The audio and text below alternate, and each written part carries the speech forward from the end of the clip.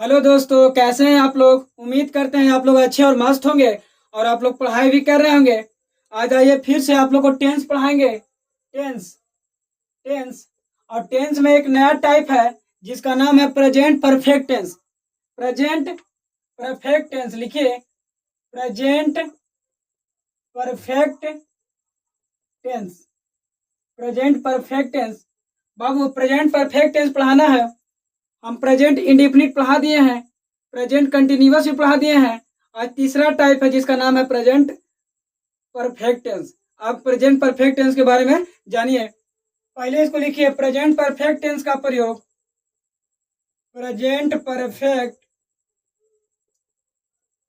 Tense का प्रयोग ऐसे कार्य कार्य को अंग्रेजी में बोलते हैं एक्शन। एक्शन के साथ किया जाता है, जो काम तुरंत समाप्त हुआ है, जो काम तुरंत समाप्त हुआ है। प्रेजेंट परफेक्ट टेंस का प्रयोग ऐसे कार्य के साथ किया जाता है जो काम अभी तुरंत हुआ है। समझ में नहीं आया, कोई बात नहीं। बाबू जैसे कि ध्यान दीजिए एग्जाम्पल पे, जैसे बोलते हैं कि राम किताब पढ़ चुका है, मतलब कि कंफर्म है कि राम किताब पढ़ चुका है, मैंने पढ़ लिया है किताब। तो इसका देखिए, सबसे पहले एग्जाम्पल नहीं स्ट्रक्चर सीखिए आप। इसका स्ट्रक्चर होता है सब्जेक्ट प्लस हैव या has plus V3 plus object. इसको दो बार माइंड में सेट कीजिए, सब्जेक्ट प्लस हैव या has plus V3 plus object. कोई दिक्कत बाबू यहाँ तक? अब हम आगे बढ़ते हैं। चलिए बाबू अब आगे आइए। अब पहचान लिखिए, पहचानेंगे इसको कैसे? पहचान लिखिए, जिस हिंदी क्रिया के अंत में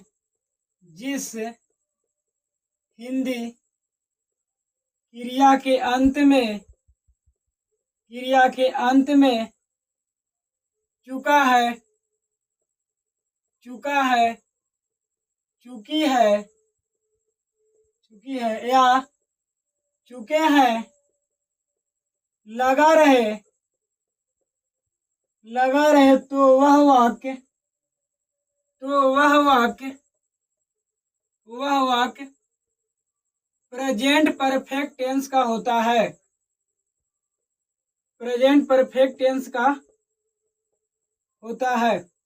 बाबू ध्यान दीजिएगा कि जिस हिंदी क्रिया के अंत में अगर चुका है, चुकी है या चुके हैं लगा रहे तो वह वाक्य प्रेजेंट परफेक्ट टेंस का होता है। जैसे मैं आप लोग को माइंड में आया होगा कि सर वो एग्जाम्पल दे के बताइए, तो ध्यान दीजिएगा एग्जाम्पल दे रहे हैं। एग्जाम्पल इसे में लिखा लगा, राम किताब पढ़ चुका है। राम किताब पढ़ चुका है। अभी आपको हम स्ट्रक्चर लिखा है कि सब्जेक्ट के बाद हैव या हैज का प्रयोग होता है, प्लस में V3, उसके बाद ऑब्जेक्ट। बाबू घबराइएगा नहीं, अगर आपको समझ में नहीं आ रहा होगा फिर से प्रयास करेंगे। ध्यान दीजिए, यहाँ पर क्या लिखे हैं? राम। तो राम, एक चीज हम बताए थे कि दुनिया में कोई भी नाम हो, चाहे राम हो, चाहे मोहन हो, चाहे सीता हो, चाहे गीता हो, वह थर्ड पर्सन के सिंगुलर नंबर में आता है। तो बाबू राम के साथ हैव लगेगा कि हैज लगेगा? राम के साथ हैज लगेगा, तो यहाँ पे लिखिए हैज।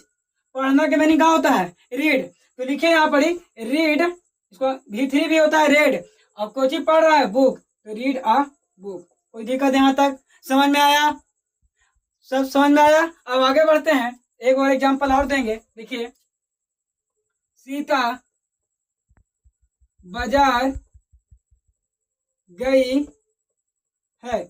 इसमें सिर्फ भाई चुका चुकी नहीं रहता है, ये तो हम सिर्फ समझने के लिए बताए। इसमें आई भी रहता है, चुका चुकी के साथ आई। इसमें सीता बाजार गई है, तो बाबू सीता हैज, इसमें जाना के मीनिंग गो होता है, मगर गो का तीसरा रूप क्या होता है? पहला गो, दूसरा बेंट और तीसरा गोन। तो सीता हैज बेंट